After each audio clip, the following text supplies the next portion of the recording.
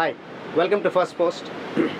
We are here to discuss Rally for Rivers with Sadhguru Jaggi Vasudev, followed by millions of people across the world on this what I call ambitious, which you will hear Jaggi Vasudev ji saying why it is not ambitious. In this beautiful, fabulous, lush gardens of Raj Bhavan and overlooking the sea, we are going to be discussing, I think, a perfect setting for discussing environment and how to repair what we have done to this the environment in the last 25 years, as we keep saying. Sir, welcome to First Post. It's about 40% of your rally underway now. It's over. So what's it been like? So till now we've covered 7 states including Maharashtra. These 7 states are ruled by 6 different political parties but in one voice they're supporting this. Okay. This is incredible. And people are telling me, the media is telling me, in the history of independent India, this has never happened, that all these parties are agreeing to one thing, and not only agreeing, supporting and making a big noise about it in their states. This is wonderful. I know this is a very difficult thing and there'll be so much criticism about it, but I want to acknowledge the political class for standing up for what truly matters to the nation. Small things they may be fighting on a daily basis. When real big things come, they stand up and they speak in one voice. I think it's a fantastic thing. At the same time, the Puducherry Chief Minister was sharing when in the public, he said, Sadhguru, 24 years ago, when I was in Rajiv Gandhi's cabinet, the experts at that time prepared a policy which is very similar to what you're saying.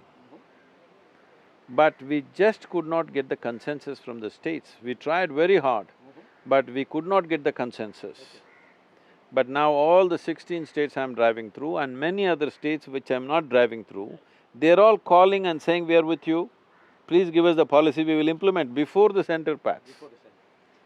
So, consensus, which was the biggest hurdle, effortlessly we've crossed. Thanks to all the political leaders who made this happen.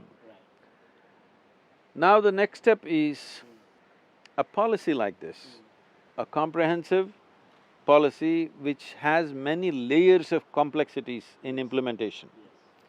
It is not simple. There are many challenges, legislative challenges, legal challenges, and administrative challenges, and social challenges. Apart from that, there is a large financial outlay, and there is a gestation period which is not considered reasonable by most people. If you aggressively implement this will take 10 to 15 years of implementation. And it'll take another 5 to 10 years for actually rivers to rise. It will rise only 15% or 20%. But visually you can see rivers have come up. I don't go by how many thousands or millions of cusecs of water, that's not the point. Visually, for me, in my experience, from the age of 12 to 17, I used to swim in Kaveri almost every day. Now if I go to the same places, I can just walk across. In 25 years' time, I want to see that once again people will be swimming in the same place. Why I'm saying this is real time, real things. Somewhere figures, vague figures, scientific figures, that's not what we want to see. Real time, if you want to see rivers actually came up, it'll take 20 to 25 years. This means 4 to 5 governments would have come and gone by the simple democratic process. So I'm saying such a long gestation period, many complexities in implementation, and it's not an election-winning policy. So who will do it? Unless people of this nation give a clear call that we want this, that we have matured, we are not a freebie generation, we have matured as a citizenry. If you do something that is for the long-term well-being of this nation and the future generations, we are with you. This is what I'm asking them to do with this phone call. I'm saying a minimum of 30 crore calls must come. Why 30 crore is, this is 40% of the electorate. This is the election winning number. So if 40% of the electorate clearly in one voice say, we want you to take long-term steps for the rivers, not ad hoc steps and saying, I'll give you this, I'll give you that. If we say this, a government cannot ignore this. Political will be. Because people tell me, oh, why can't you just talk to the Prime Minister, why all this? They don't understand the complexity of the policy. It is not a simplistic policy. When I talk to the media, I'm talking 1 kilometer. That's not how it is. That is the minimum we are speaking. Depending upon the topographical features and various other soil and other conditions, there are many things to be done, which is very complex. There is much science involved in this. Implementation is not going to be, okay, you pass an order, some collector will do it, it'll not be like that. Experts have to sit on the ground, many things have to be done. This is like a revolution of a different kind, really. Only then this will be fully successful. Otherwise, unfortunately, it may happen in parts. Parts is like it's not a real solution, okay? So, people always think, it's like you want to have a baby, full baby is too much trouble, so have half a baby.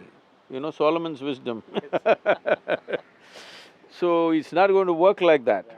So, for this to happen, to push the government to take that full step, which is not necessarily a populistic step, to take that, people must say in one voice, instead of, I'm asking for minimum 30 crore, if you give me 60 crore calls, tell me which government will say no?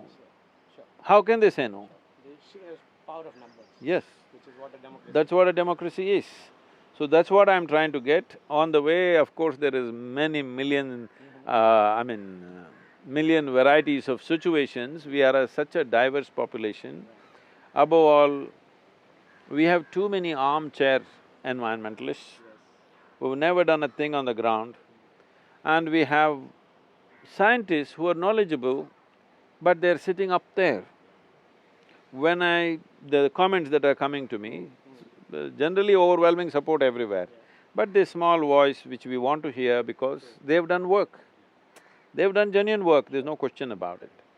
We want to hear their voice because we want to get every input we can get. We have in consultation with some of the top scientists, but some of the scientists are sitting up there on the tower.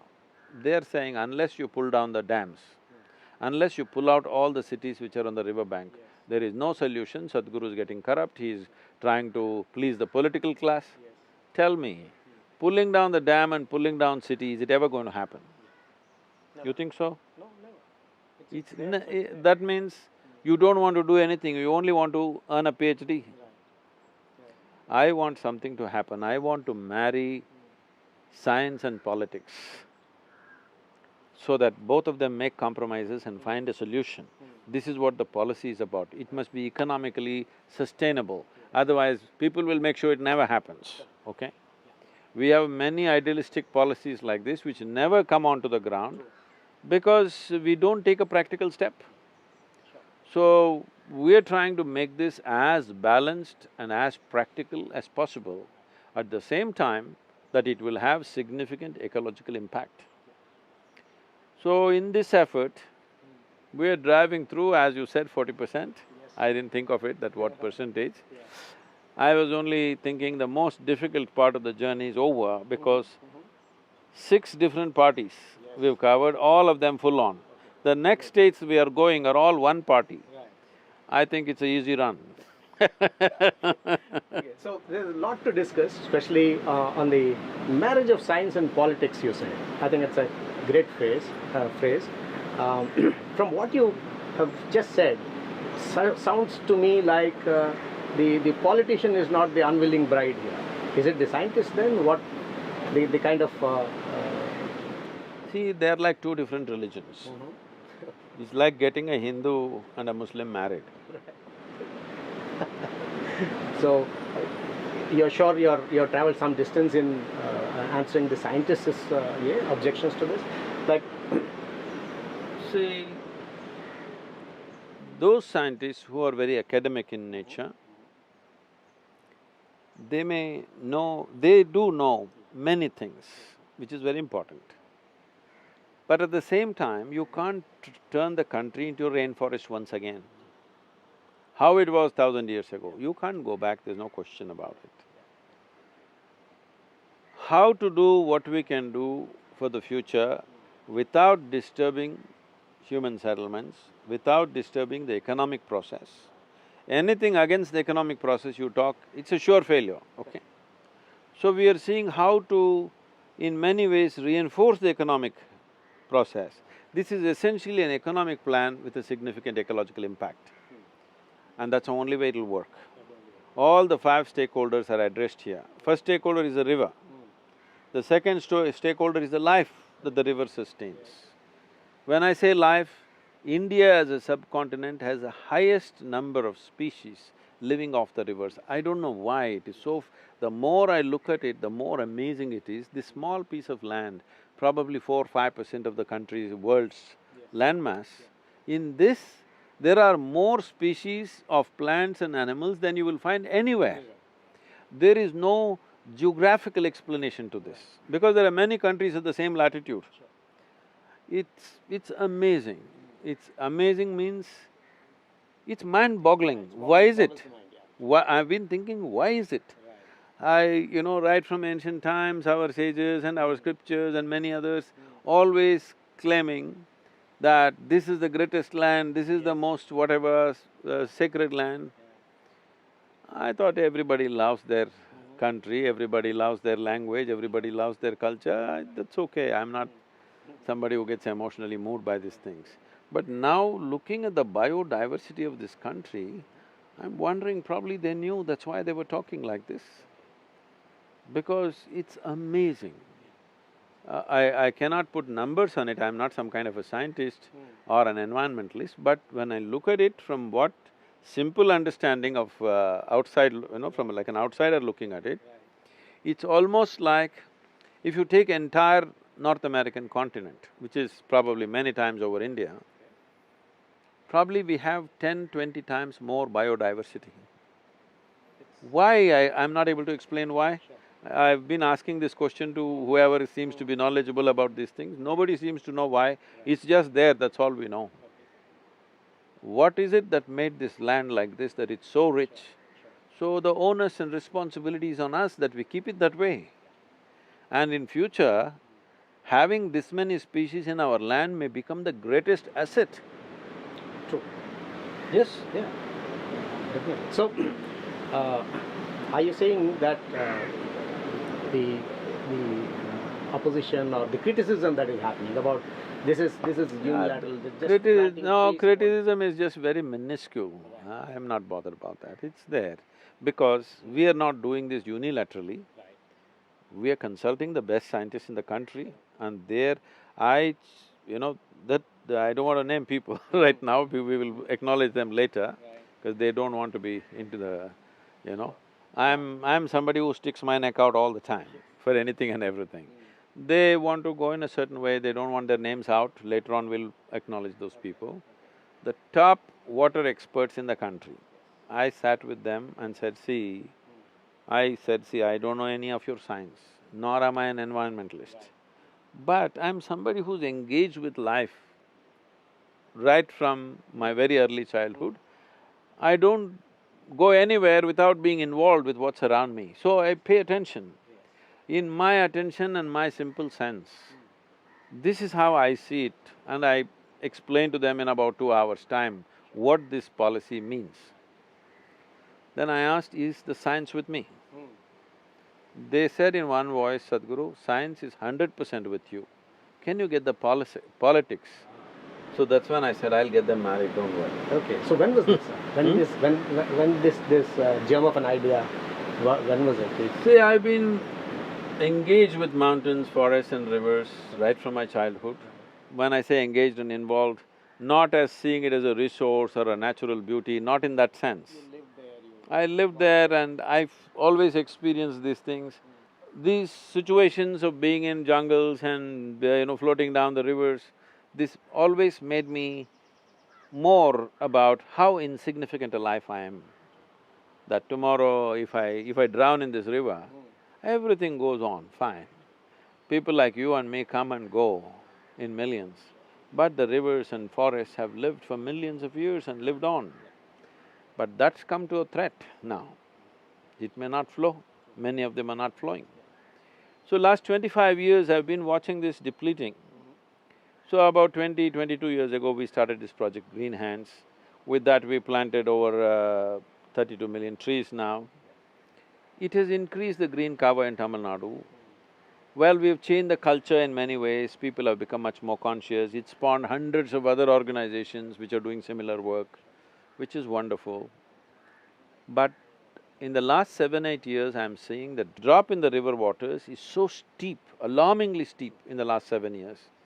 I don't have 100% explanation why it's suddenly going like this. I think in my mind, out of simple common sense I'm saying, I think it's because the bore wells are sinking over 1,500 feet. I think directly these aquifers are just sucking out the river water and going into the bore wells. And unfortunately, many NGOs and others have dug up rivers. They've dug up rivers like canals. I heard you say that. This is murder of the river, you know. This is to please the local farmer. But after some time, neither the farmer will benefit nor the river will benefit, nothing will benefit. So, maybe it is because of that, or maybe there are other factors. Maybe there's not enough vegetation, so the water is not getting in, everything is just going as a flood, whatever the factor. Last 7-8 years, the steep is very alarming. I've been watching with some, consternation. But I try to encourage other people to do this because I didn't want to get into this. My fundamental work is spiritual. These are things when they irritate me beyond a point, I get into action So I try to encourage other people who are involved in this type of work, but then I saw nobody seems to have a breadth of understanding. And if they have understanding, they're not practical people. Being practical is very important because otherwise we will talk great things and do nothing. So, I jumped into it, I got everybody into it, the entire foundation. 3 months, all Isha Foundation's activities stand still. Yes, millions of people are on the job. They're all standing out on the street from morning to evening doing rally for rivers. It's been an incredible run till now, and I'm sure things are only going to build up. But just building up this momentum is not the goal. The goal is the government should feel confident that they can take such a long-term step and still have people with them. Otherwise, if you do not make an elected government comfortable, it's not going to happen, I'm very sure about that. So you mentioned somewhere that there is a problem for every solution in India. I didn't say there's a problem, there are people who have become experts in finding a problem in every solution. Right, okay, fine. I stand corrected. So, in that sense, there is this directly, it must have irritated you enough, but I'll ask you the question nonetheless, that the vehicle you're driving is producing so much poisonous gases. Anyway, they got the basic arithmetic wrong. Yes, I would want to hear that. So, this is about people who have a squint. I want them also to make the missed call, but let me tell you, the vehicle I'm driving, is it legal? It is. Mercedes openly advertises, the G-Wagon that I'm driving, Mercedes openly advertises it. It's a legal vehicle cleared by the government of India. It is a Euro 5 emission standards, it's the highest emission standard on the planet. On the planet, yes. Only thing is, some people think their opinion is more important than the law of the land. This is what I want to change. This is what I want to change even with the environment. Your opinion is never above the law of the land. If you think the law is not meeting all the aspects, you must strive to change the law, which is what I'm trying to do. Right now I feel the laws are inadequate to protect our rivers, so I'm trying to change the law. But the moment you think your opinion is bigger than the law, you are producing a lynch mob. You are trying to see that somebody will, instead of throwing flowers at me, they will throw stones at me. That's what you're trying. So you want a lynch mob of a nation? No. If I want a law-abiding nation. So if I have broken the law, tell me, ban the vehicle, I'll drop it here and take something else and drive. But any of them, we thought it's 7,000 kilometers, already it's 4,700, only 40%, probably will cross 9,000 kilometers for all you know. 9,000 kilometers in 30 days.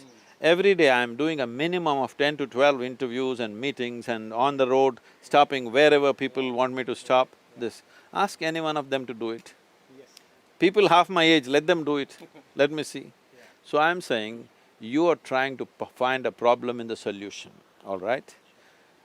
Now the problem you have is that you don't understand how much ecological damage you're doing. Anyway, they're shooting all this stuff in a studio. Let me tell you, the BBC has released these numbers. A television studio per hour generates 820 kilograms of carbon, okay? Please, for all the bhagwas that's happening with all due respect to news channels and others who are doing useful work, I'm saying so much of it happening, entertainment, stuff, reality shows, everything, all that you need. But if I drive, you want me to drive an auto rickshaw, 9,000 kilometers? Tell me, at least tell me which brand I should drive, please, sir. You give me a suggestion, which brand should I drive? You drive through the… many of these stretches we are doing in the night. Throughout the day we have something going, entire day, and then driving in the night. Look at me, I'm an old man At least some comfort and safety. Have you ever driven long distances on Indian roads, how dangerous it is to drive in the night? Every moment is a possible that you could get into a mess, okay? So, if I drive a car which is fit for that kind of journey, which is safe, which is reasonably comfortable, it's not the most comfortable vehicle, believe me, it is reasonably comfortable, and above all, it's legal. So, if you want to form your own law and persecute me for that, you are breeding lynch mobs. Please stop that. Let's make this into a law-abiding nation, okay? I want all of you, those of you who are, going like this, I want all of you, it doesn't matter you don't like me. It doesn't matter because you don't have to marry me, nor do you have to take me as a guru, all right? You don't have to do any of those things, please give a missed call. Because this is for the future of this nation and for our children, and I'm sure somewhere deep within your heart, even for you it matters. Please do that. Say some more nasty things about me, but make sure the nation gives missed calls. So, in a sense, are you saying, sir, that the 28,000 kilotons of gases or whatever that this journey is supposed to emit are the best bad gases that will be produced because the purpose is something much grander? No, I wouldn't say that. Anyway, they got the arithmetic all wrong. They said some 8 lakh trees you have to plant. No, it's actually some 2,500 trees. Anyway, I already told you, we planted 32 million trees. Now I have signed MOUs for 50 crore trees here and 25 crores in this thing, and all the government lands in Tamil Nadu, openly the Chief Minister declared, Sadhguru, we will give it to you, you plant how many ever you want. So compensatory action will be done, but anyway, if that is a test vehicle. If I am not driving, somebody is testing out. It's going to be out there anyway. Anyway, it's going to be out there. And the Mahindra vehicles are also used vehicles. My vehicle has already done 30,000 kilometers. Mahindra vehicles also used vehicles, all given to us for 30 days of usage. We did not buy any of them, all of them given to us as this thing. It is wonderful, the industry is looking at it like this. Though they know when we pass ecological laws, it may hit them. In spite of that, they are sponsoring. Usually they will never sponsor anything ecologically related stuff because it always goes against them. Now they're sponsoring it. Should you not appreciate that instead of… at least learn your arithmetic properly You mentioned stakeholders. In this, I find for this to actually succeed, finally, if it is made into a policy and all that, it's the farmer. So So what is the outreach to the farmer? Have you already made some outreach or? See, going and preaching and teaching the farmer is no use. So we have made small-scale demonstrations.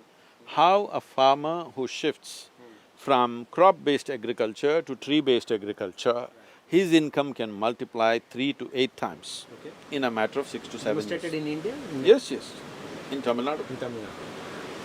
Some things have been done in Maharashtra also by other people. Now what is needed is a large-scale demonstration. In every state, we want to create a large-scale demonstration, which all the states have gone through, I've suggested, they've all said 100%, they will they said you choose the river where you want to do it, because I want to choose a small stream where the difference can be seen. If you go for a large river, you may not see it. If you go for a small stream, in 4 to 5 years, you can show a difference. That is for ecological purposes. But in 3 years' time or 5 years' time, you can clearly demonstrate economically this is much better than what you were doing. Some Vietnamese experts were with us for a few days as a part of this rally. In their country, the farmers who shifted from paddy cultivation to fruit cultivation, their incomes went up by 20 times, 2000%. We were amazed, we said, how did you guys do this? They're laughing at us. They said, 22 years ago, we all came to Indian universities, agriculture universities, we studied there, we came here and implemented what we learned. You guys have all earned PhDs. This is exactly their words I'm telling you, yes. So, all the knowledge is sitting there, but in this country, everything is sitting in silos. Now we need an agency or an authority which will take this knowledge and technologies which are there to the ground. Our farmers are still irrigating the lands as they did 1,000 years ago, and they think it's their right. In Telangana and other places they were saying, because 9 hours in the night is when they're getting the power, when the other load is less, they're getting in the night. All of them have automatic turn-on things.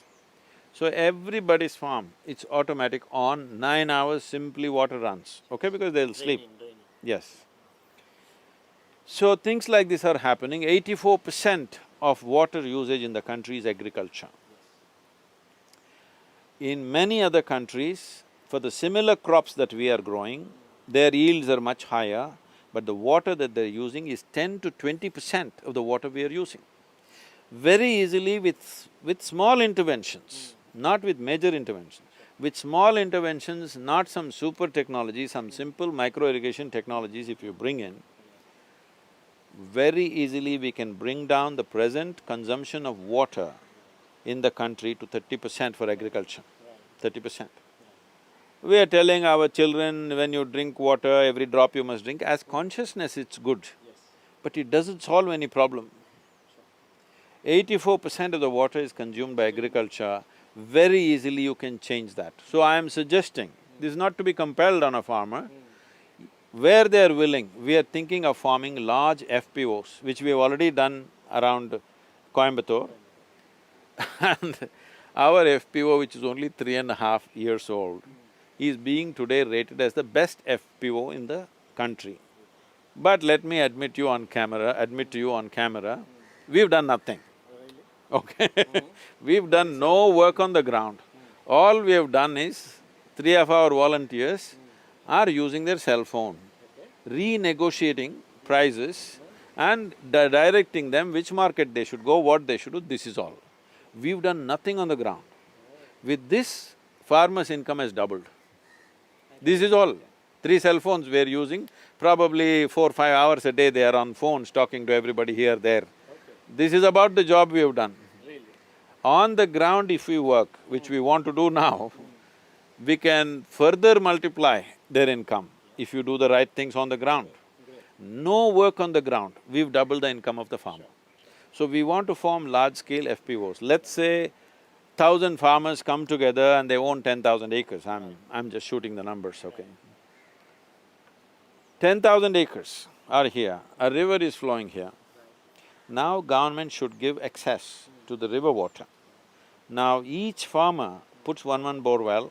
In 10 acres he puts 4 or 5 bore wells. I met a farmer very close to our place.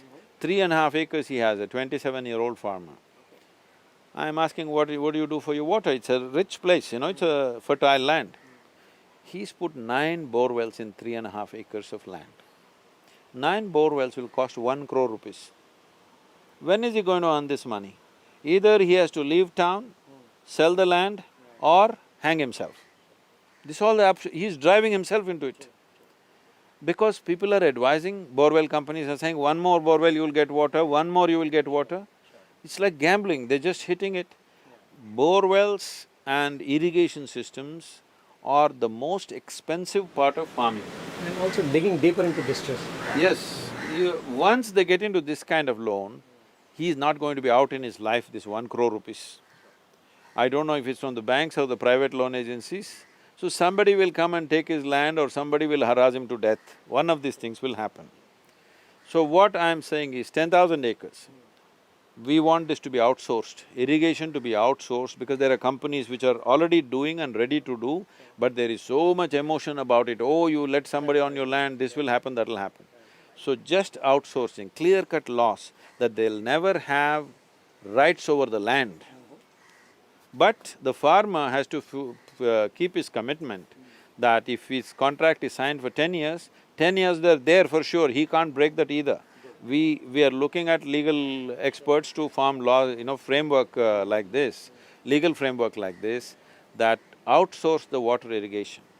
Then, just to give an example, see in Karnataka, I have been doing farming in the past. I was getting around 210 nuts per coconut tree. I know farmers who are getting over 250 nuts per tree. In Tamil Nadu, the average is 110 nuts. In Kerala, it's 80 nuts, okay? Because in Tamil Nadu and Kerala, they largely flood irrigate. Coconut trees don't like it. They just need 80 to 90 liters per day. If it's rainy season and it's reasonably soil is wet, 25–30 liters per day. I'm saying if a company is pumping and it costs money for them to pump, they will just do the right thing. When the yield comes, you have to share in percentage or you must give a fixed fee per acre so much, whatever we arrive at. Now the company irrigates for you, farmer's life becomes easy. Whatever you're growing, you have to go to your farm only 60 days to 65 days in a year. Rest of the time you can do some allied industry, value addition, some other business, you can do something else. Farmer's income will multiply in that also, not just in the farm. Very easily the farm yields will multiply because fertilization also will happen through this irrigation system. And it'll happen efficiently. They will hire qualified people to do this job. And water, you will bring it down to 25 to 30% of what is being used right now. And this is the solution for the future. But there is so much emotion about it. Oh, my land, if somebody comes and irrigates. Also privatization, many people who will say privatization, that's the best way to… See, that is the whole problem. Yeah. They don't understand, we have taken a step away from communism and socialism. We have decided we will go the commercial way. Every day if you want to take a backward step, there are a whole lot of people who are stuck in socialism. It cannot work like that. All of us have to decide, this is the policy chosen by the government and as a nation we have chosen this. Once we choose something, going on debating whether it's good, it's like you got married 25 years later, you're still debating, is this the right girl, is stupid. Whoever you married, you put your heart and soul into it, something will happen. That's how life happens. So once we have chosen a system, you don't go on debating which is the best system. No system is good if you ask me, okay? But you can make every system work. There will always be a flip side to everything, but you can minimize the flip side and do the best that you can do. Every day you take a forward step, somebody wants to take a backward step. This should go and we must understand, this is not a joke because 300 million people are still not even eating. You go into your village and see today, I'm talking about the better off states, you go into Tamil Nadu because I travel extensively here, 60% of the people, their skeletal systems have not grown to full size. And most urban people think, oh, that's how villagers are like that only, small there. You need to understand the man did not eat properly from day one. We are producing an entirely substandard humanity. If your body did not grow to its full size, even your brains did not grow to full size, you have a substandard humanity. You're talking about demographic dividend. Where is the dividend? Only if you produce quality human beings, full body, full brain and some skill, then it's a dividend. Otherwise, where is the dividend? It's a drag, yeah. So, considering that politics especially, politicians especially are petrified of pushback from farmers, and that limits them from doing various things that they may want to do. So how do you think this entire grand plan, how will you align the That is farmers? See, 25% of the land is in the government hands. Okay, This to begin itself is 4 to 5 years of work. Oh. Full scale if you Okay, go. so start there. We will start only in the jungles. Oh. Just now somebody was asking me, Sadhguru, there is this thing, hill, can you plant this hill for us? 2 hills are there in our village, but it's not catchment area, there's no river. I said, every square inch of land is catchment area. If you plant enough, you will see streams will start flowing from a hill which was dry. We've seen this happening, okay?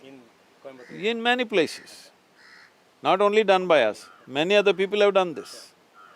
In United States, the New York State did something very revolutionary. In 1984 or 5, they wanted to set up a filtration unit for the New York City. The budget given was $9.2 billion, filtration for New York City.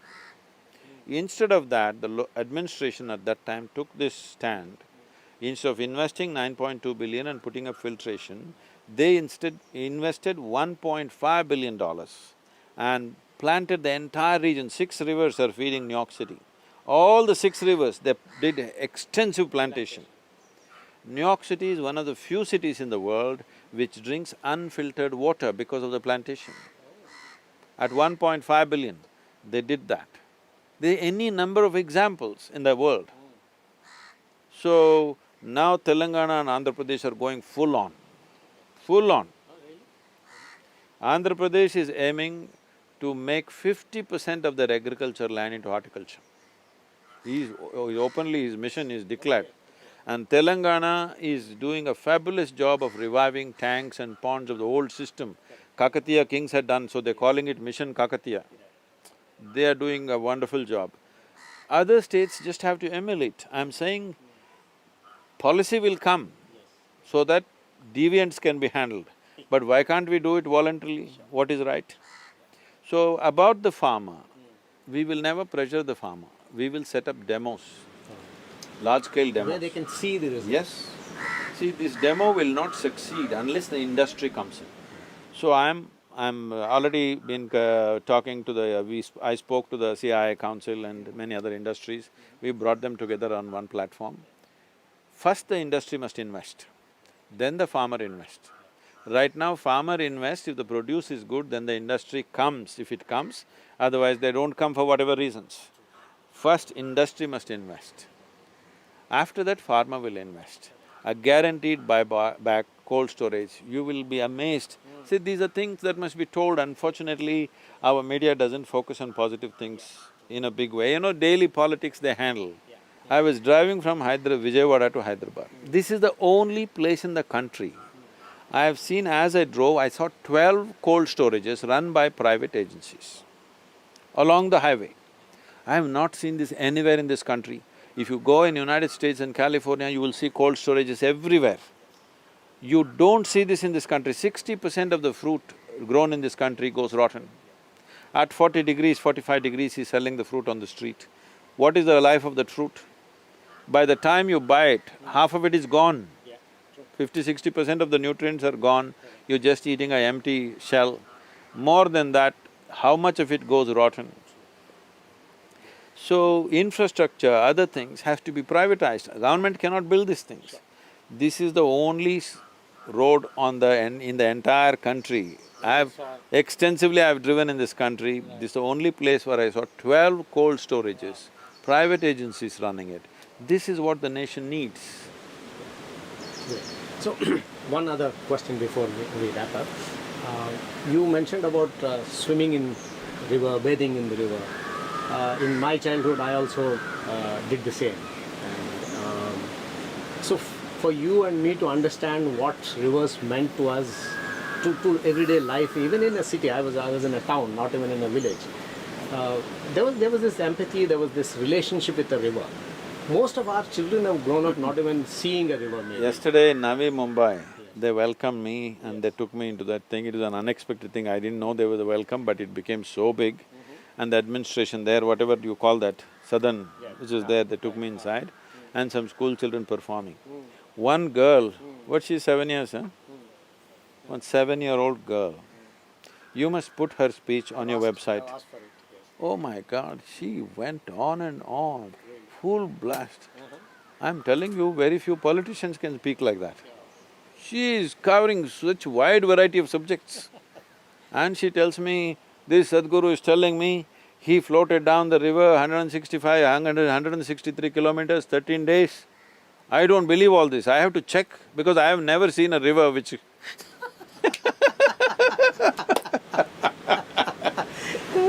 This is, that girl's wisdom. This is intelligence that you spoke of, intelligence questioning as opposed to dissent. Yes. Somewhere I heard about… She is saying, I have not seen a river that I can float down on, how can I believe you? I see only sand. How do I believe you that all the way there was water? So this is my commitment. 50 years ago, how I saw the rivers.